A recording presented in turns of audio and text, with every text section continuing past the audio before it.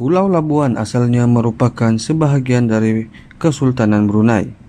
Pada 1846 ia diserahkan kepada British setelah British menggunakan pulau yang tidak berpenghuni itu sebagai tapak operasi menentang Lanut.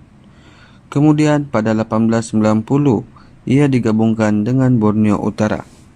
Seterusnya pada 1963 ia bersama-sama Sabah bergabung ke dalam Malaysia. Kata Labuan berasal dari kata pelabuhan. Selepas dan semasa penjajahan British, ia dikenali dengan nama Pulau Victoria. Labuan dahulunya merupakan kawasan terpinggir daripada aras pembangunan. Setelah diisytiharkan sebagai wilayah persekutuan pada 1 Februari 1984, kawasan penempatan majoriti orang Melayu dari suku kaum Kedayan dan Brunei serta minoriti kaum Cina ini mula menjadi antara destinasi utama kepada pelabur asing untuk berurus niaga, terutama sekali setelah Labuan diiktiraf sebagai Pusat Kewangan Pesisir Antarabangsa atau IOFC pada Oktober 1990. Pelbagai peninggalan sejarah zaman silam di Labuan menjadi tarikan pelancong seperti Taman Damai, Peace Park iaitu tempat Jepun menyerah kalah kepada British, kubur tentera asing yang terkorban semasa berperang dengan tentera Jepun dan juga Taman Burung Eksotik Labuan. Jabatan Museum Labuan mengenal pasti bahan-bahan sejarah dan artefak di Labuan untuk direkodkan dan dipamerkan untuk generasi akan datang.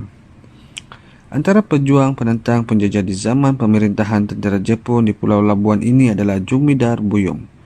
Beliau merupakan seorang panglima perang laut di dalam Angkatan Tentera Laut di Raja British dan ditempatkan di pangkalan utama Tentera Laut British di Pulau Victoria. Nama Pulau Labuan semasa pemerintahan British. Nama beliau kemudiannya diambil sebagai nama sebuah jalan di Labuan sebagai memperingati sumbangan dan jasa beliau di dalam usaha membebaskan Pulau Labuan daripada cengkaman penjajah. Dipusarahkan di keramat dua tugu besar di Labuan. Mungkin generasi sekarang tidak ramai yang mengetahui nama di sebalik jalan tersebut. Namun generasi pewaris beliau masih menetap di wilayah Persekutuan Labuan sehingga kini. Daripada buku salah sila keturunan keluarga yang dimiliki oleh salah seorang pewaris keluarga di Labuan. Selain peninggalan sejarah zaman silam, wilayah Persekutuan Labuan juga terkenal dengan aktiviti sukan laut peringkat antarabangsa seperti pertandingan memancing laut dalam, jet ski dan kayak mengelilingi Pulau Labuan.